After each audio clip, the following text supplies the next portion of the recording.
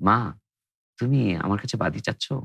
বাদীর চাইতে উত্তম কিছু আমল যদি তোমাকে শিখিয়ে দেই, তাহলে কেমন হয়? ফাতেমা রাদিয়াল্লাহু আনহা একজন বাদী চেয়েছিলেন রাসূলুল্লাহ সাল্লাল্লাহু আলাইহি ওয়াসাল্লামের কাছে।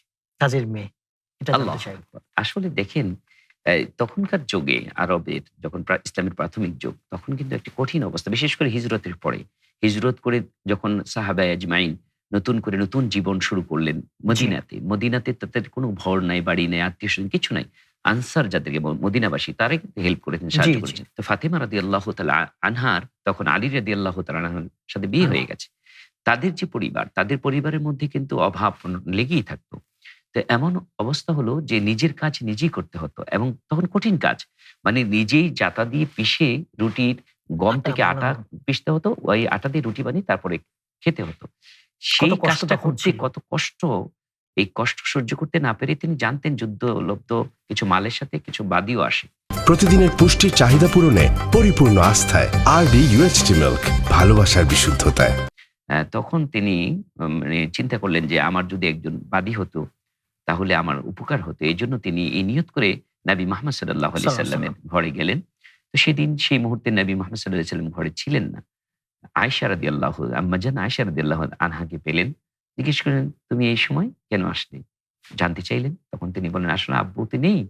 আমি কার কাছে বলি?" "আমার কাছে বলো। তোমার আব্বুর কাছে আমি পৌঁছে দিব। পৌঁছে দিব।" তখন বললেন, "আসলে আমি এসেছিলাম, আমার একজন বাদীর দরকার ছিল। আমার কাজ করতে খুব কষ্ট হয়।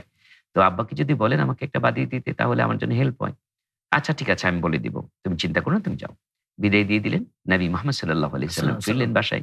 ঘটনা খুলে বললেন, আল্লাহু আকবার! আল্লাহর নবী তো দেরি করলেন না। শুনি মেয়ের কথা শুনে আল্লাহু আকবার! এত মহব্বত করতেন, ভালোবাসতেন। চলে গেলেন।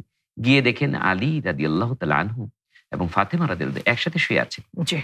তিনি ওনাকে দেখে স্বামী-স্ত্রী দুজনেই লাফিয়ে উঠতে চাইলেন। আল্লাহর নবী ইশারা দিলেন, "তুমি শুয়ে থাকো।" আল্লাহর নবী মাঝখানে গিয়ে বসলেন। মাঝখানে গিয়ে বসার সময় আলী রাদিয়াল্লাহু তাআলা আনহু বলছেন যে, "আমার নবী মুহাম্মদ সাল্লাল্লাহু আলাইহি সাল্লামের সাল্লাল্লাহু আলাইহি পায়ের ওয়াসাল্লাম। সেই ইয়েটা আমি স্পর্শ করলাম। আমার মাঝখানে বসলেন। বসে বললেন, "মা, তুমি আমার কাছে বাদী চাচ্ছ? বাদীর চাইতে উত্তম কিছু আমল যদি তোমাকে শিখিয়ে দেই, তাহলে কেমন হয়?" নবী মুহাম্মদ সাল্লাল্লাহু সাল্লাল্লাহু আলাইহি আলাইহি ওয়াসাল্লাম। সাল্লাম এই যখন কথা বললেন, তখন বুঝতে পেরেছেন যে আমাকে বাদী দিবেন না, আমাকে একটা আমল দিবেন। আল্লাহর নবী বললেন, "শোনো মা, তোমাকে একটা আমল শিখাই। এই বাদীর চাইতে বেশি উপকারে আসবে। দুনিয়াতে বাদীর জন্য কিছু হেল্প পাবে। জি, পরকালের জি। জন্য তুমি একটা আমল শিখে নাও।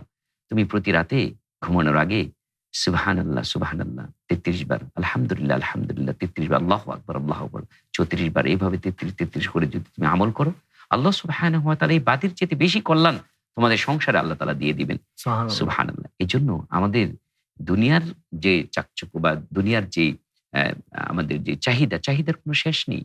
এজন্য আমরা নিজের কাজ নিজে করতে হবে ১ নম্বর। ২ নম্বর হচ্ছে আল্লাহর উপর তাওয়াক্কুল করতে হবে। আল্লাহ সুবহানাহু ওয়া তাআলা এর মাধ্যমে বারাকাত আরডি নিয়ে এলো আসল ফ্রুট পাল্প দিয়ে তৈরি আরডি ফ্রুট ড্রিঙ্কস, লিচু আর অরেঞ্জের দুটি অসাধারণ ফ্লেভার। দান করবেন জি, একসময়। জি। কিন্তু আমরা নবী পরিবারের দিকে যদি লক্ষ্য রাখি যে চাইলেই কিন্তু বাদী পাওয়া যেত। কিন্তু নবী মুহাম্মদ সাল্লাল্লাহু আলাইহি সাল্লাল্লাহু সাল্লাম আলাইহি ওয়াসাল্লাম। এতটুকু হেল্প করেননি। কেন করেননি?